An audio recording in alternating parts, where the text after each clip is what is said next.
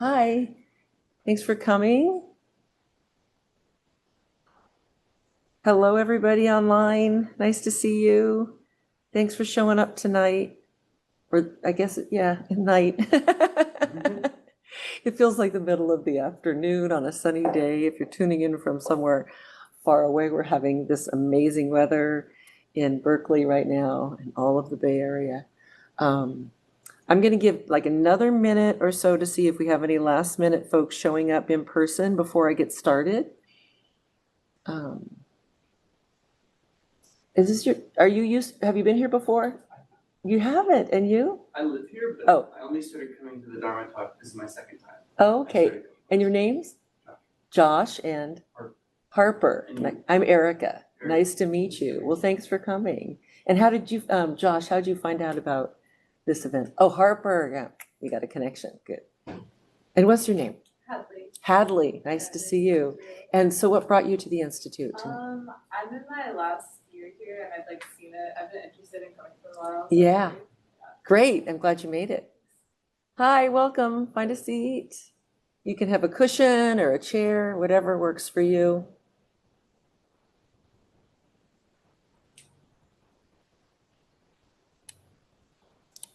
And are you new to the Institute or have you been here before? I was here last week. Oh, good, good. And what's your name? My name is Bert. Bert? Okay, I'm going to try to write all these down. We got a Jill. Hadley? Hadley. Bert. Harper. And Josh. Folks online are labeled, see, that's. And this is Jill right here. Jill was first. Well, I'm going to Jill, do you want to do the door thing? Yeah, maybe leave it ajar if anybody. So we get a little air. Yeah, air's good. I'm a big fan of air.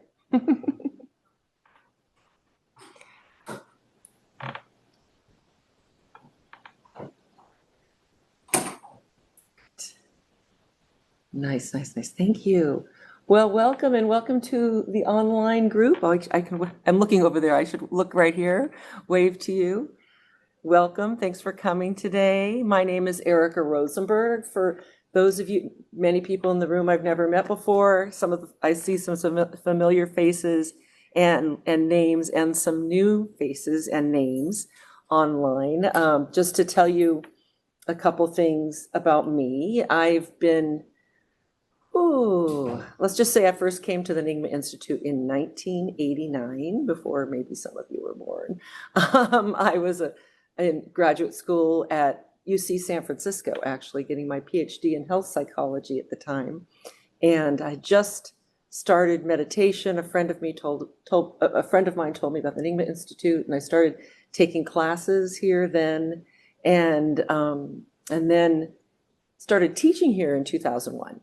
And I've been teaching off and on, for the past 25 years here, teaching consistently, teaching here regularly, lately mainly Dharma talks. But just to give you a sense of my background, because I think that's really relevant to this topic today. I mentioned PhD in psychology. I'm a researcher and an academic and a teacher, not a therapist. And I'm also have had this huge element of my life devoted to contemplative practice and teaching, and the two have met in the field of contemplative science. However, my area of expertise is emotions. And so when I talk about emotions today with you, I'm going to be sharing perspectives that draw both from Buddhist psychology and from Western psychological science. I think what's interesting to me is how much overlap there is, in terms of understanding the processes, understanding where emotions come from. And hi, welcome. Yeah, come on in.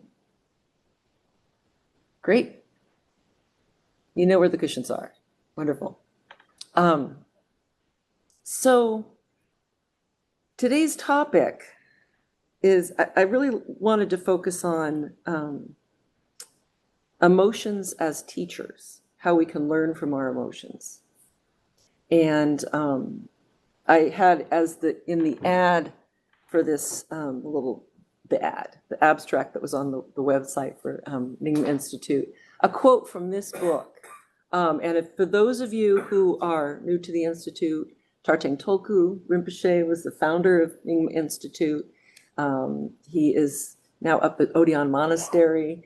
He was one of the primary figures bringing Tibetan Buddhism to the West. And this place was founded as a meditation center initially in like 1971 or around late 60s, early 70s. The exact year sometimes I get wrong.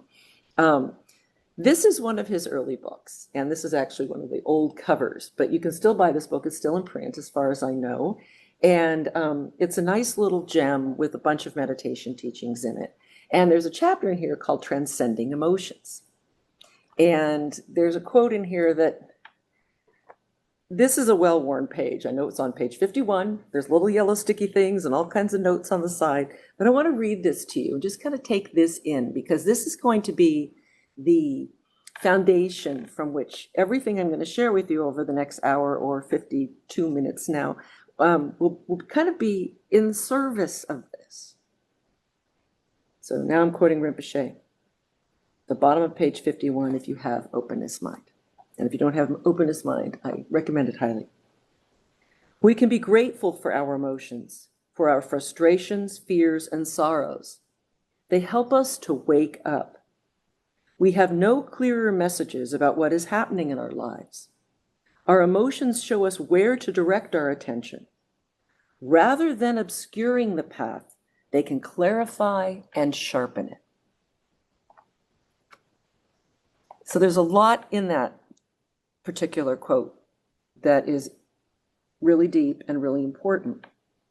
And I'd like to kind of unpack that in a general sense, and then I want to go into detail really explaining it. And that's where I'll draw on both Buddhism and psychology, Buddhist psychology and scientific psychology. I like how it starts with, we can be grateful for our emotions. Sometimes when we think about emotions, but they're not always easy, right? They can be challenging for us. Sometimes we feel like emotions happen to us, you know, that they're like, my mentor, Paul Ekman, used to talk about them as, they feel unbidden, that they just all of a sudden occur.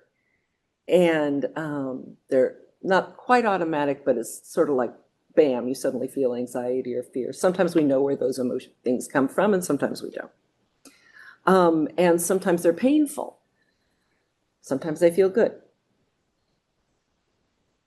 But gratitude is not necessarily the first thing that comes to mind when we think about the emotions that we have in our lives, especially when they're challenging emotions like anger, resentment, fear, sadness, things like that.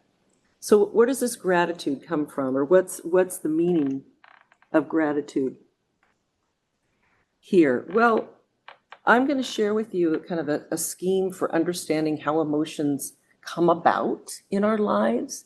And as part of that, I hope it will become clear to you how they tell us something about how we see the world.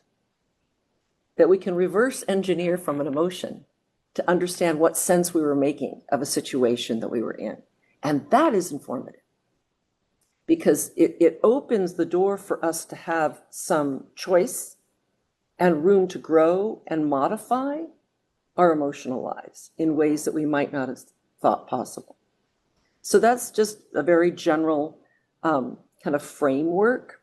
So we're going to look at what emotions are and how they come about, and really in the service of explaining that quote from Rinpoche, I want to help you understand the process by which emotions occur so that you can see where there's freedom to grow and change the kinds of emotions that we have in response to things, and how we can look at our emotions with a kind curiosity to understand what they tell us about ourselves. All right, so that's what this is going to be about. I'd like to define first what an emotion is. And let me put it to you. What's an emotion? It's a word we all use, right? And we make this assumption that we know what it means. But anybody want to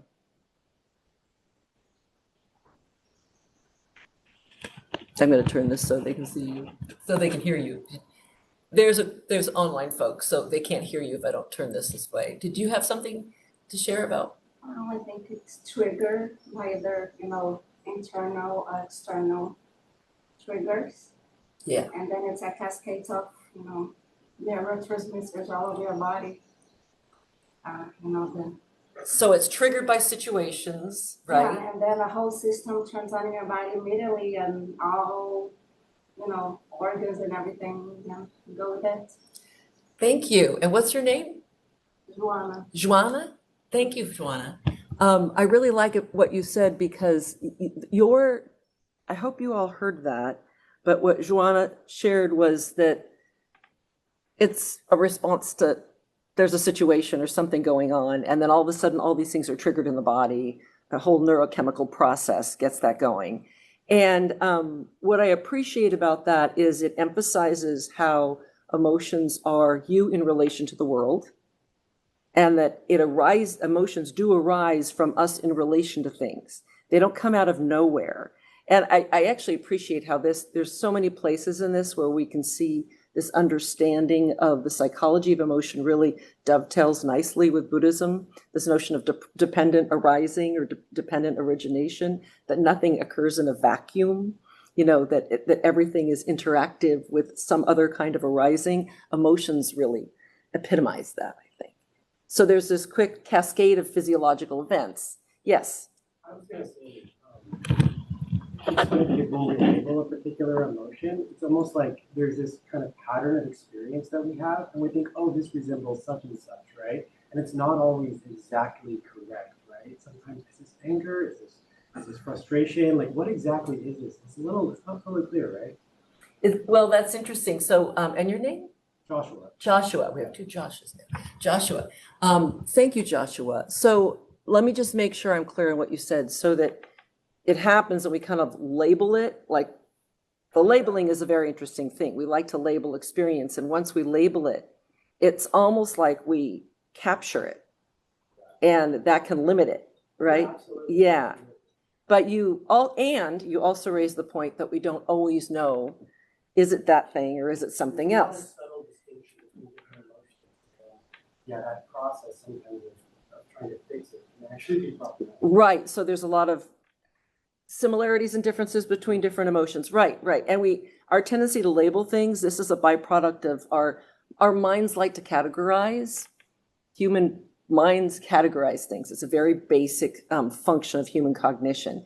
But we do that because it makes it easier to understand this versus that. However, as we've probably experienced in a lot of realms of life, when we categorize things or people, that limits them, right? So maybe by putting that package or that label on an emotion, that almost might make it more fixed and less flexible. And what we're trying to emphasize here is that there's malleability, there is room to work with this. And we are kind of balancing both there is some specificity in emotion. There's something that what we call anger, feels like that's different from what we call sadness, right? So there are kind of unique realms where some emotion theorists in psychology like to talk about emotion families. So you can have like anger as a prototypical emotion for things like resentment and irritability and frustration. They all kind of live in that set of things that's angerish. And there's a lot of flexibility there, but that's really kind of different from the sad realm. Partly in terms of the physiology, because emotions like sadness, they tend to shut us down a little bit, whereas emotions like anger are activating. So going back to the point about the physiological activation that different emotions create. Okay, so that was a little side comment. I'm just going to define emotion, pretty simply as they are short-term acute responses, that happen in response to something that is meaningful to us. We don't have emotions about things we don't care about. We have emotions about things that are important to us. They can be important, anything from contamination, like if you step in dog feces on the sidewalk and you haven't eaten, and a really quick visceral disgust response, that's an old ancestrally old kind of emotion to seeing a friend's face, you know, which can be on a totally different level. But those responses have they're multifaceted. They have physiology. You know, they might make our heart rate go up. They might impel us to act. Others slow us down and pull us back. That anger, sadness distinction was relevant there. They often have a feeling quality that's harder to specify. There's something certain emotions feel like, you know, when you're happy, it can feel different from when you're frightened. And then there is, you know, there's physiology, there's the feeling, there's the thoughts. You know, we know that that when we get into a certain kind of emotional state, part of that activation in the body activates memory networks and cognitive associations of experiences similar, like thought, you know, and there's metaphor, you know, like if you're angry, your threshold for getting irritated is lower because your fuse is, you know, you're already triggered, right? So it colors our perception. These states, however, they have a physiology, behavior, they have a facial expression, a lot of them. That's one area I've done a whole lot of work in, actually, is facial expression. They have behavioral aspects, they have physiological aspects, they have feeling aspects, they have thoughts. They're very short-lived. And that's the thing that surprises people, because it feels like you can have an emotion for, you know, minutes, hours, days. Emotions actually, they get triggered, and when you actually track these physiologically, and there has been really amazing laboratory research doing this and real life research, they tend to have, you know, get up, and then if you don't do anything with them, this is where the meditation piece comes in. If you don't try to make it go away or get reactivated, so if, you know, back to that anger, you see red, you know, you're wearing your red colored lenses, you just keep getting triggered, right? You can get triggered over and over again. That's just triggering the emotion again. It's not the same emotion. So a lot of the freedom we can find from our emotions or is when we learn to let them run their course, and the energy will peak and then it will kind of subside. There are really interesting practices you can do with that. So emotions themselves are short-lived. When you feel really rotten for a whole day long, or anxious or depressed, these are more like moods. Moods are kind of more background states, and there is a relationship between moods and emotions. Emotions can lead to moods. I don't want to get into a huge discussion of all these different kinds of affect, we might call them, but some are longer term, some are shorter term, but moods tend to be, we don't always know what, emotions, we tend to know what triggered them or what caused them. This thing happened, or I thought of this, whereas moods, you can just wake up in a bad mood sometimes. And there can be certain things with diet or sleep or all kinds of things that can affect mood. Mood is more of a background tone that definitely can affect how likely you are to experience certain emotions. All right, so that's just kind of giving you the terrain of what are emotions. But let's get into this issue of, you know, how they arise. And I'm going to put up a diagram, and I think you folks online can see this whiteboard that I'm putting up here, and you guys can see the whiteboard. And thank you to Kaz for finding me a whiteboard at the 11th hour. And I said, oh, I need a whiteboard to do this. Okay, so from the very beginning of talking about this, we got and you guys get to look at my torso, so have fun. I'll go over here, the camera's down there. Emotions happen in response to the world. Now, that world could be a thought, like we could have a thought or a dream and an emotion can start there, but often we are interacting with something in the world, whether it's someone, I mentioned the dog feces or the beautiful sunset or getting some news in a message from somebody. So there's always what we might call an antecedent event. Let me see, this is not a good pen. I'm not testing these, but maybe not. Let's try the green pen. The green pen's good. Antecedent event. So this is that thing in the world. It's not defined anything more than that. That itself is not the emotion, but this is the thing we're going to interact with. And remembering this could just be a thought that comes up. It's an antecedent event. Then I'm going to put arrows here to suggest there is kind of a process by which these things occur over time, but realize they can be doing this the whole time too. Then there's what the next step is. We interact with that event. We make sense of it.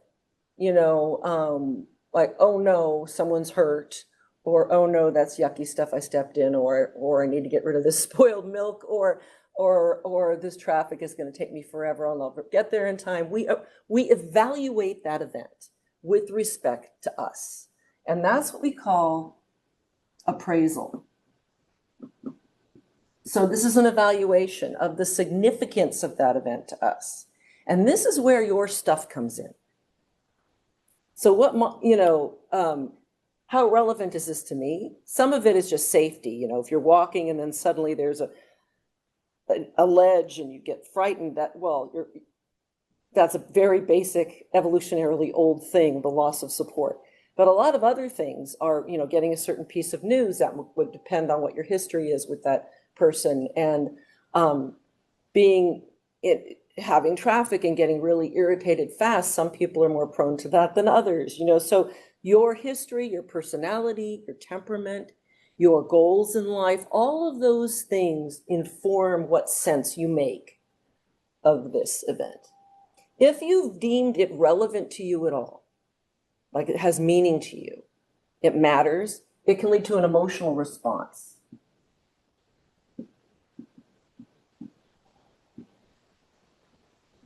Now, the nature of that response, what kind of emotion you have, really depends on what sense you make of it. You know, so let's say the traffic thing, to one person, it might be, oh, I'm going to be late. You might get really irritated. To someone else, it was like, I don't want to go there anyway. Maybe I'll be late enough that I don't have to show up. You know, so it totally depends on your history, your story. So the appraisal, that guides whether there's a response. If it's not relevant to me, like 0, nope, not relevant, it's not going to lead to an emotion. But if it's relevant to you in any way, the type of the appraisal will likely determine the kind of emotion or response. And there's a whole interesting field of psychology on this, on, you know, what is the nature of the appraisal? So, you know, different emotions are associated with different kinds of things. If there's, you know, a sense of loss, something that's going to be lost and an irrevocable loss, that's likely to lead to sadness. If there's a blockage in goal or an insult to your ego, that's likely to lead to anger. You know, so you can kind of look at the kinds of evaluations that lead to different emotions. Why? Are you following me? You guys following me? Okay. And also to say, this sounds like a long, elaborate, rational process. Much of this is totally automatic, outside the realm of consciousness. Because sometimes, I mean, speaking for myself, and I've worked with this and done a lot of meditation practice for decades, still the emotional, oh, I'm feeling fear. Like, where'd that come from? You know, sometimes you know where it comes from, but sometimes you got to kind of reverse engineer to figure out what the situation was. So there's an emotional response. And once this gets triggered, there's all those different kinds of things that can happen to your body. There's the physiological changes. There's physiology, there's behaviors and expression.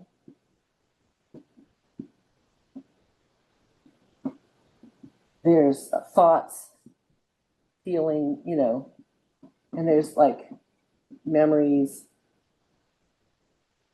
And all of this contributes to this feeling, this quality, right? The one thing that I haven't put in this diagram is sort of the feedback piece. Meaning, once emotions happen, I mentioned before, they're very short-lived, right? They're short-lived, and so they shouldn't be a big deal. We should just let their energy ride out and whatever. But is that what we do? Sometimes. Do you ever find yourself trying to get out of a certain feeling? Yeah. That's what we call emotion regulation, maybe. Or emotion regulation is anything we do to regulate our emotion. Sometimes we're trying to get out of a certain feeling. Sometimes we want more of it. That's emotion regulation too. Right? So this cycle, everything we do that kind of feeds back, that's not, okay, I'm going to retire the blue pen and try it with the black pen. Anything we do that kind of feeds back, let me get rid of this 0. Oh, this is emotion regulation. Is not really, I mean, it can be just stuff that happens out here, like we try to suppress something. Sometimes you suppress with emotion regulation. Sometimes you try to change the emotion with emotion regulation, meaning like reevaluate the situation in a different light. So, but emotion regulation broadly defined is anything we do to try to regulate the emotion. And I'm going to put right here, one of the ones that really feeds back on the, goes back to the appraisal process is something we call reappraisal, which is evaluating. Like sometimes, you know, we can't help our initial response to something. It's so ingrained. We're like a lifetime of history of looking at something in a particular way. It's hard to change that. But then, you know, like maybe we've had bad experiences with a particular individual and they just show up and we get anxious. Has anybody ever experienced that? Certain people just make us tighten up. And, you know, it's obvious when we talk, I mean, you can be some situation where something very difficult or traumatic has happened, but it can also just be sort of daily life stuff. There's certain people we just, for whatever reason, we press each other's buttons or whatever, right? And this is where practice comes in. Like you can see that. And there might be an impulse to, when you have that initial response, just go, oh, there they come again, they're going to do that thing, I got to get out of this situation, if it's a frightening, you know, or you could have this situation, like, oh, she's just going to say this, I know she is, because that's what she always does, and so that activates a whole pattern of response in you that comes from that habitual tendency to interact in that way. And you could also pause, and look at it, oh, here I go, thinking that that's what she's going to bring. And I don't know what she's going to bring to this situation. So what if I open and regulate and look at it, maybe she's just, you know, maybe she's as frightened as interacting with me as I am with her.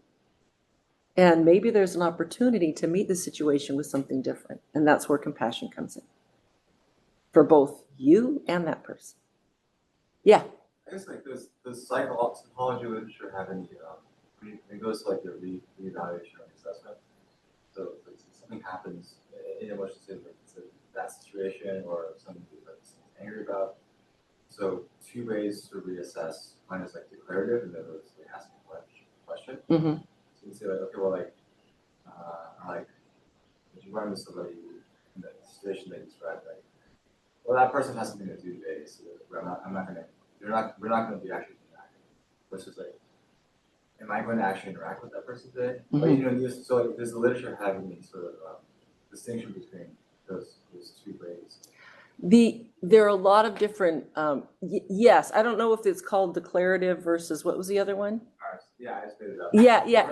Yeah. There actually is a whole literature, and this is an area of psychology that was really active in the mid to late 20th century and has died off quite a bit. But if you go back and read some of the original cognitive theorists of emotion, I mean, some of the best stuff was written, like a pioneer in this field was Magda Arnold in the 1960s, and then Richard Lazarus in the 1990s, who talked a lot about appraisal patterns.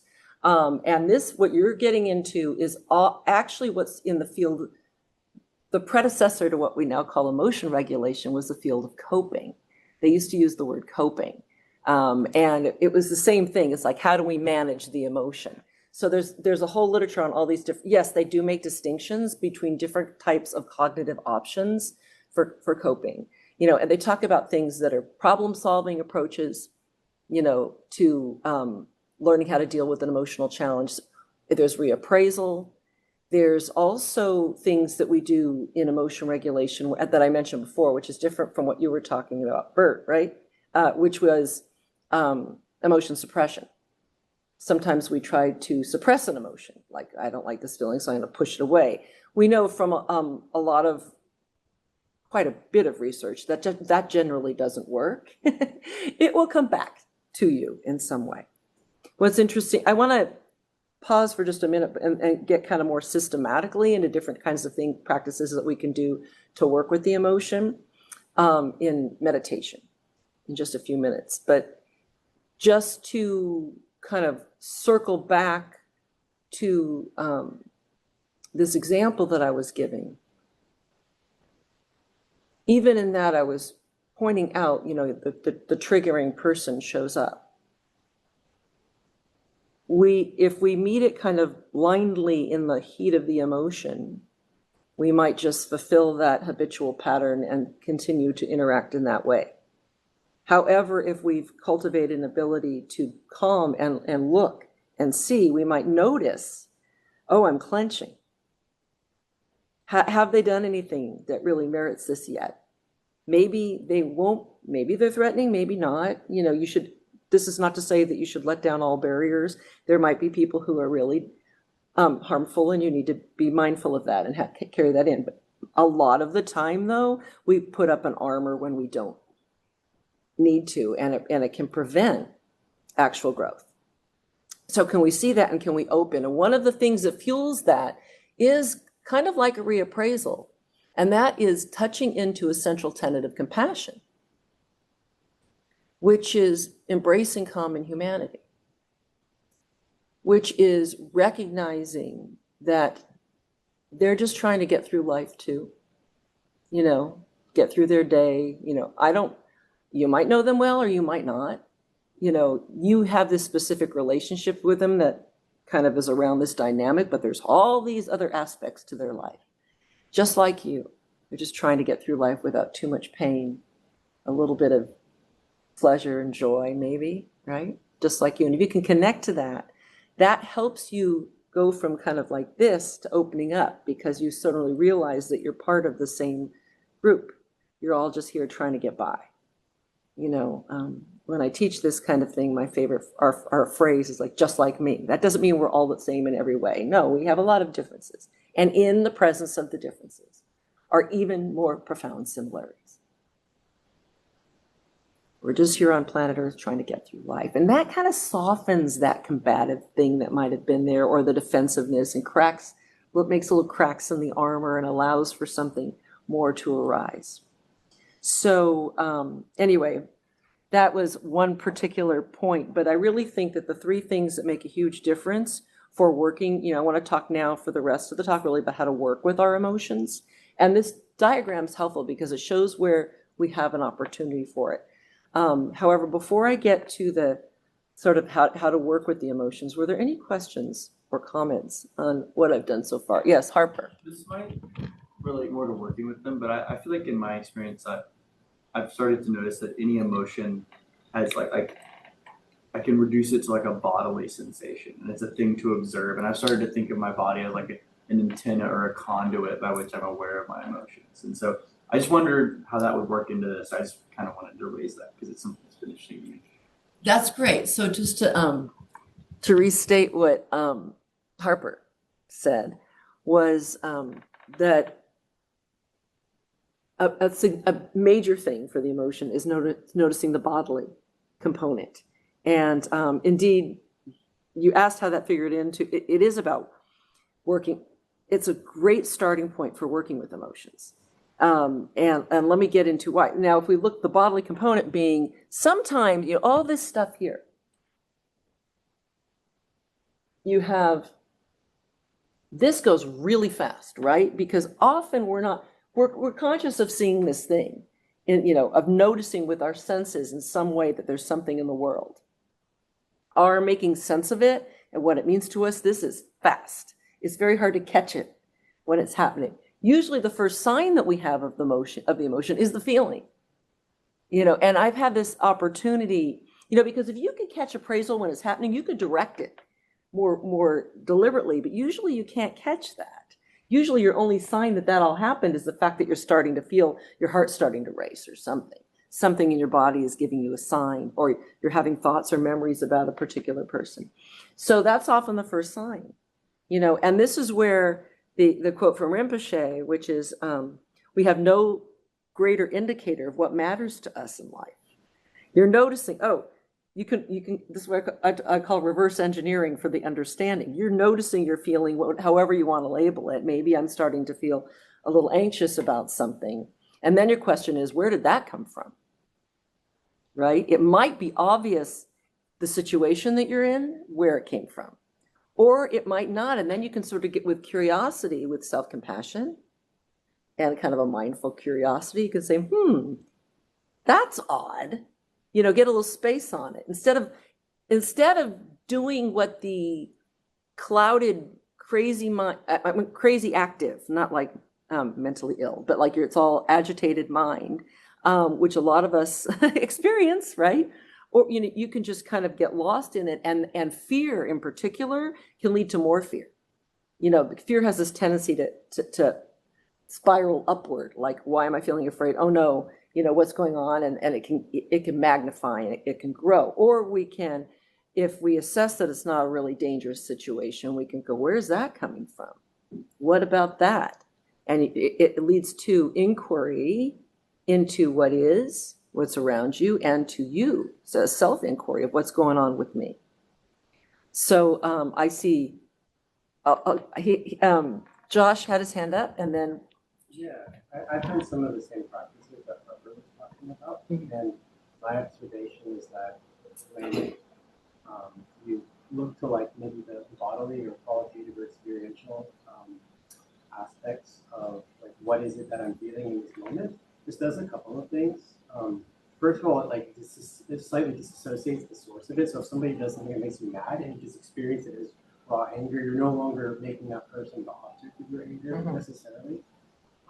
And it also kind of takes you out of whatever automatic reactive response that you might have otherwise had. And I think you spoke to this in terms of like openness versus clenching, right? It declenches, right? You can let go of the story if you're just abiding in the energy of the emotion too.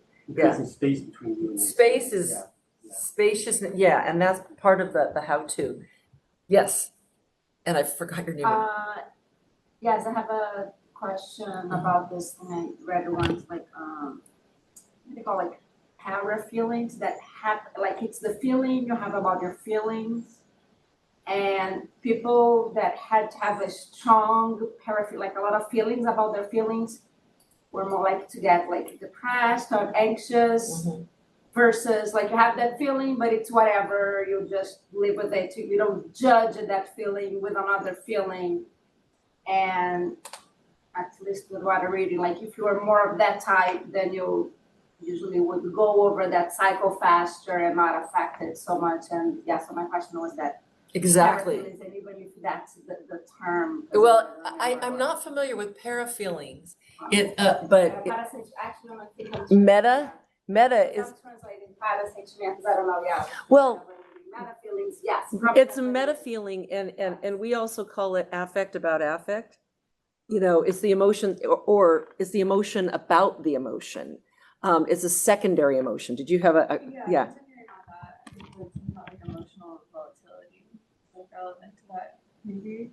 It's about being able to like the intensity with which you feel emotions and like Well, I wouldn't know It's a like little different. that's specific, but for what I read, it's like just this emotion that you feel about an emotion, and the secondary emotion almost for me sounded like it was a judgmental emotion, like you're sad and you say, oh, you shouldn't feel sad because after all you have everything and what you're complaining about, and then you have it, so that's not only amplified but turns into something else, like it's just it could keep it. So both of the things that you mentioned are relevant here. Emotional volatility it is sort of like someone, it's like a characteristic of some people that they maybe they have a lot of emotions and they get activated easily, and that is going to affect this whole process, just sort of like what your temperament, your emotional temperament is, and that could be one quality that would affect the whole process. But this notion about emotions or affect about affect, or a secondary emotional response is something that comes up here. So it's like, let's just say you've generated an emotion and then all this stuff comes in after the fact. A lot of the misery comes from what we do with it, whether we can let it run its course and subside, or whether we start doing stuff with it. Now, sometimes we do need, one very useful way of coping with managing an emotion is to reappraise. Like that example I gave before, like all of a sudden you're feeling anxious and you can have the space and wherewithal to be curious about that. Where is that coming from? And then you reassess and you realize there's no real threat. That's a reappraisal. And that then can diffuse the emotion by setting you down another pathway. You've reappraised it as non-threatening. And there are other ways we will work with our emotion. One way is to transform the emotional energy, which is a beautiful kind of thing you can do in meditation practice. Another thing is you can problem solve the situation you're in. What can I do to change the situation so that the situation doesn't lead me into this emotional, or I won't evaluate it that way. So there's a lot of room for work. There's a lot of places for freedom here. It feels like it's something that happens to us, but once we catch the emotion, we can go any number of ways. So let me just talk about a few qualities that are really important for working with emotion. One is relaxation and stability. So these are all things that we can work with in practice.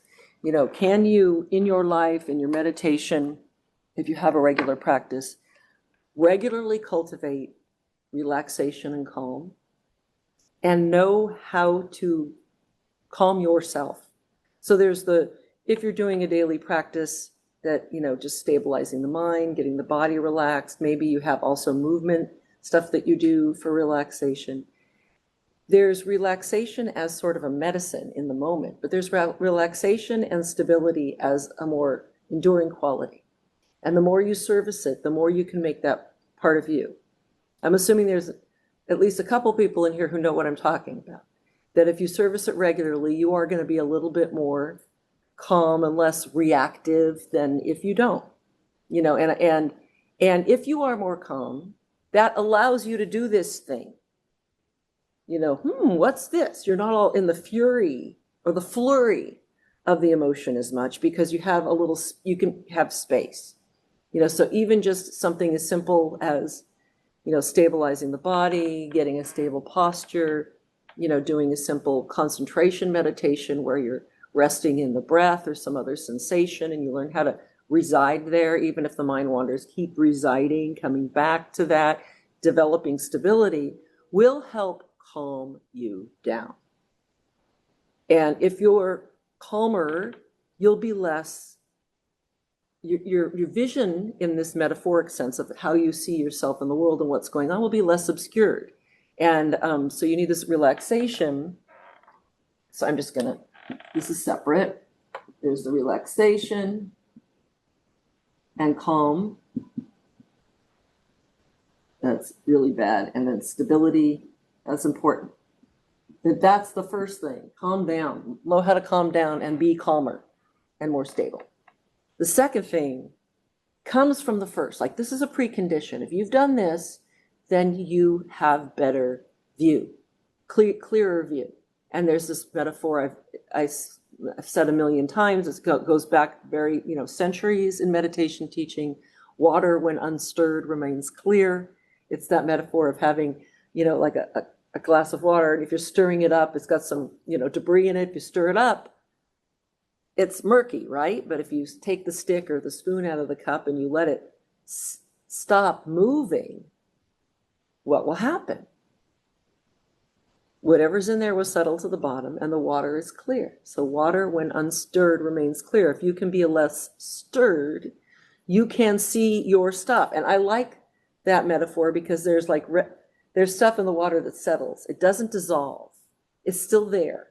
So if you take that as a metaphor for the mind, if you've stabilized the mind, you can better see what's in here.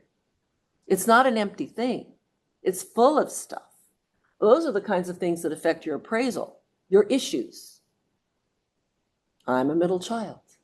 There's all kinds of debris I have associated with that, right? Your experiences in life, your history, illness, whatever, your joy, your goals, all that stuff. That's all the things inside you, and you can see those things and get a better sense of, like, so if we take that situation, like the person who you can trigger you, your history with them is here. It's one of those things. And you can decide, am I going to let that story drive this vehicle into that situation, or am I going to make the choice to do something different now?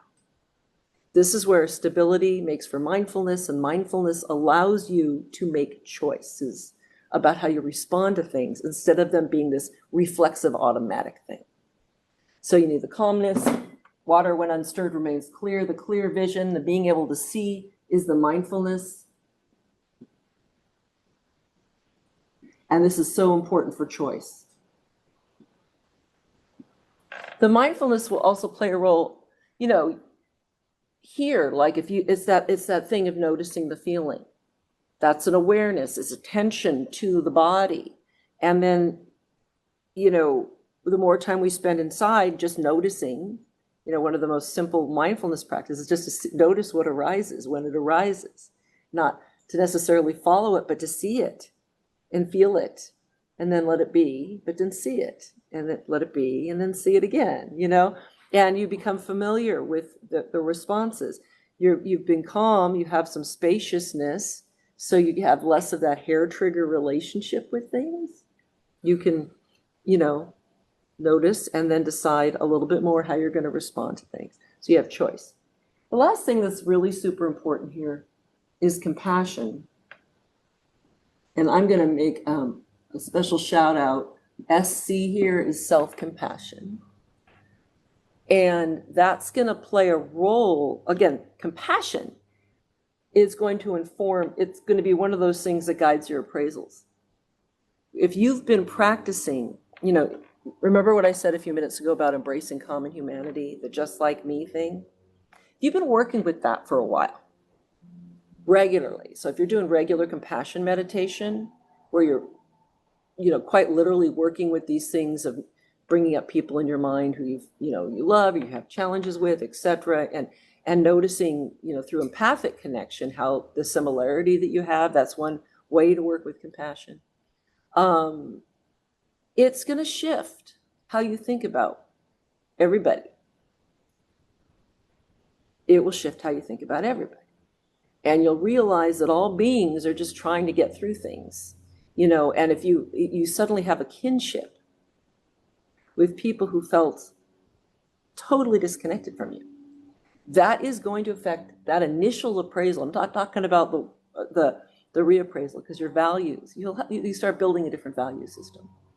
So if you start building a more inclusive, tolerant, kind, understanding value system, it is going to affect how you react emotionally to all kinds of people in your life.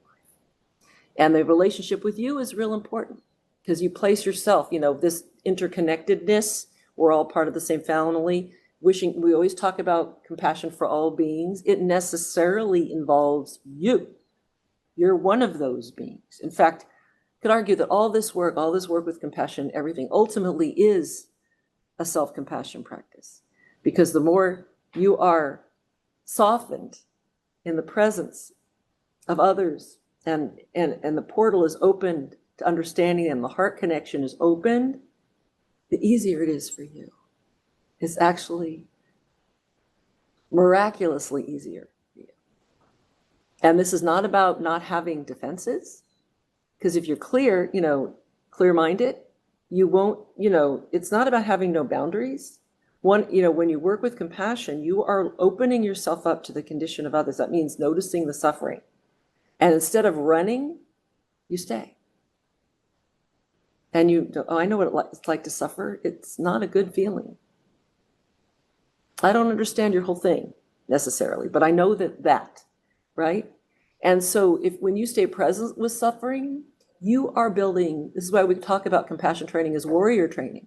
You are building a strength, a really powerful strength. One of my dearest teachers, the Zen teacher Roshi Joan Halifax, who runs the Upaya Zen Center in Santa Fe, New Mexico. She has this great metaphor for compassion. She says, compassion is strong back, soft front. Strong back, and I feel like that's an embodiment of it. And the soft front means I'm opening to what is. And that doesn't mean not be discerning. You don't want to open to this like person who caused you trauma. You know, you have to have boundaries. This is not about not having boundaries. In fact, the more self-compassion you have, you know where those need to be, right? And it's not about being spineless. It's strong back. I've endured the difficult stuff. I don't run. I'm here. And maybe I can be of help. Maybe I can at least understand. That's the soft front. That's the crack in that protective armor we build around ourselves. Strong back, soft front. And the self-compassion is really important because self-compassion plays a role in letting go of the drama.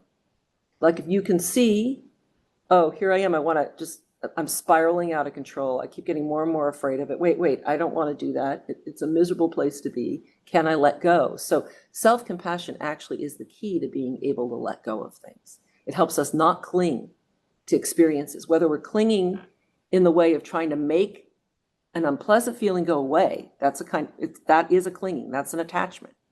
Or we're trying to make a good feeling not go away. That's clinging to. Now, the one other thing that I've alluded to that I've alluded to but not really talked about is this, these are all, you can be mindful, you can choose, you can reappraise, you can just, what about this idea of transforming energy that we referred to earlier, a couple of us referred to earlier? This is a really interesting practice. And there are actual practices for deliberately working with transformation. And then there are practices where you allow it to happen. And what this is, you're sitting often, you want to try it? Yeah. Because it's so much talking about, right? So let's just try this. I invite you all to try this.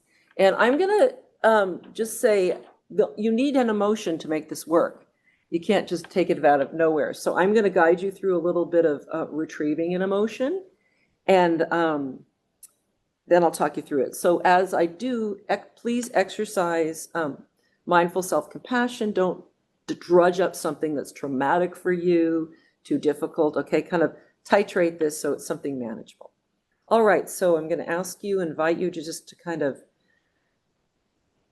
take a breath and just kind of go just for a second, sitting, changing gears and being in the internal space. And maybe taking a couple slow, deep breaths.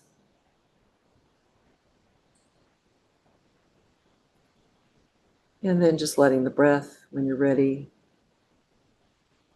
subside into its natural rhythm, letting the body breathe the way it naturally does.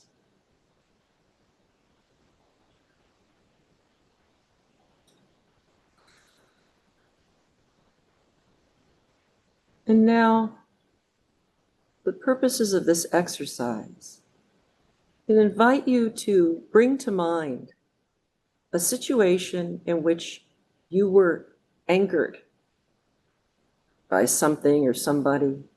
Again, making this manageable, not to bring up a situation of fury or, rage, but maybe an irritation. Something that you can kind of access easily in your memory, maybe something fairly recent. So take a moment to try to conjure a memory of a situation in which you were angered, frustrated, irritated.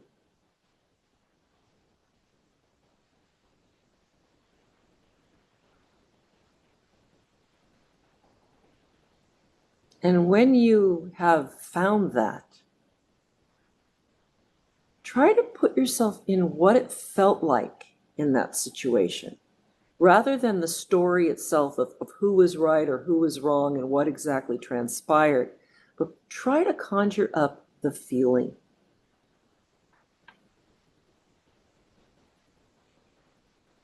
Letting go of the story.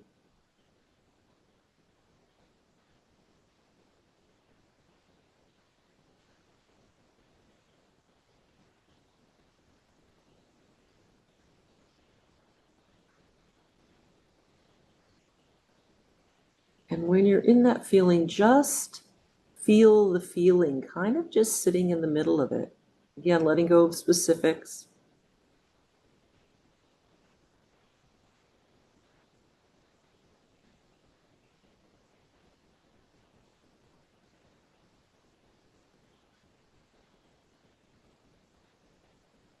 Just abiding in the sensations.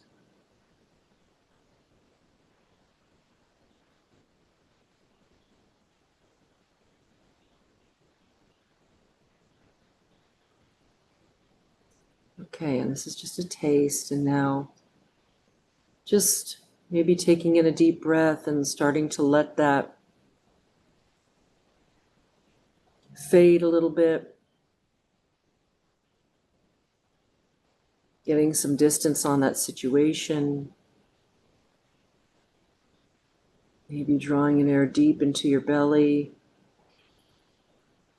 Opening. And then slowly releasing, letting it go, letting your weight settle into your seat.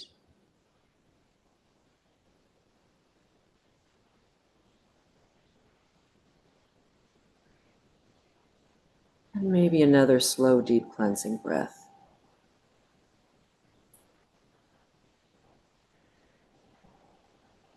And when you're ready,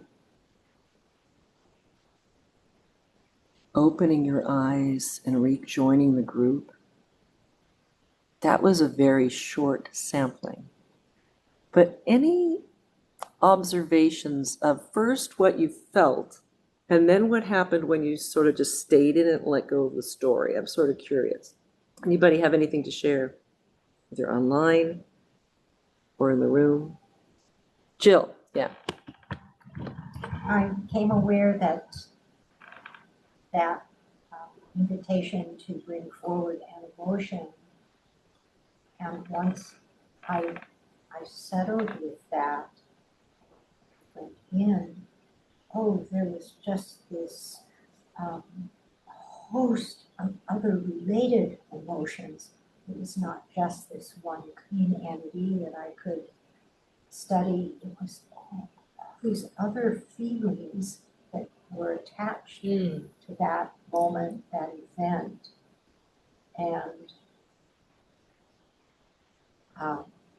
yeah, a multiplicity of things. I think it was mentioned earlier too.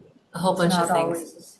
always, well, there was a shock, and then there was, a bitterness, and then a defensiveness, and explaining oneself, and et cetera, et cetera. Interesting. And that once it dispersed that way, just in this brief practice, although I have been working on it, not working on it, but I am aware of what I did in response to an event that was very disturbing. But seeing it disperse a bit and to distance oneself. And in regard Did to, it change?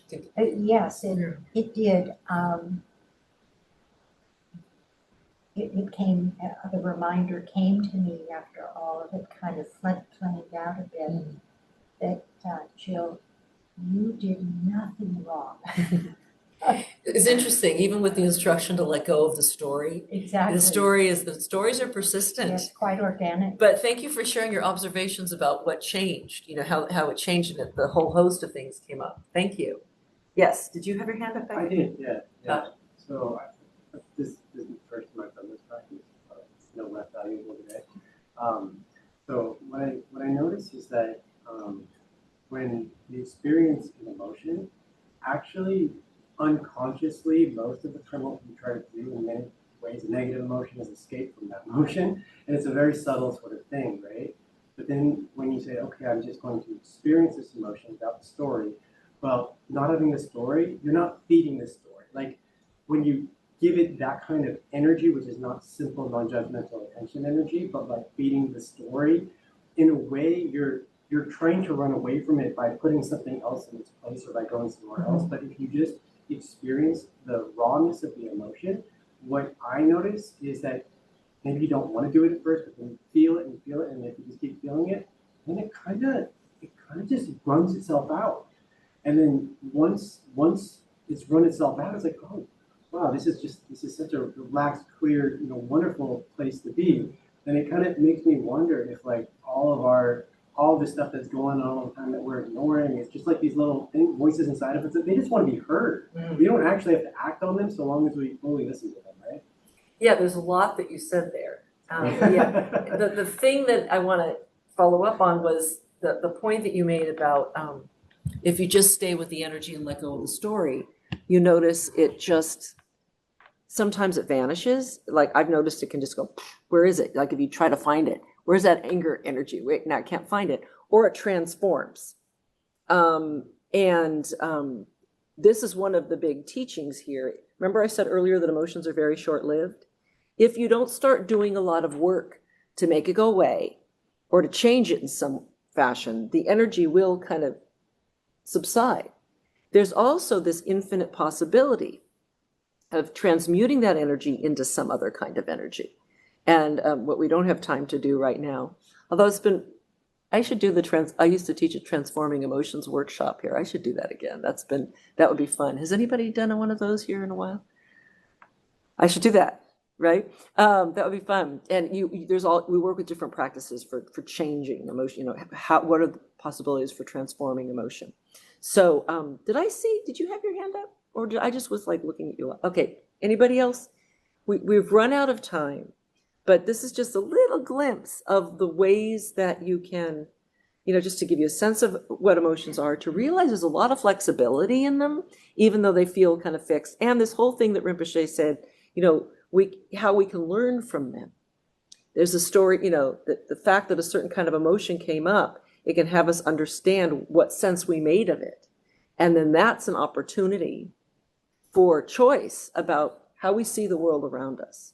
And we can work with things like mindfulness practice, we can work with stabilizing our minds, we can work with developing compassion.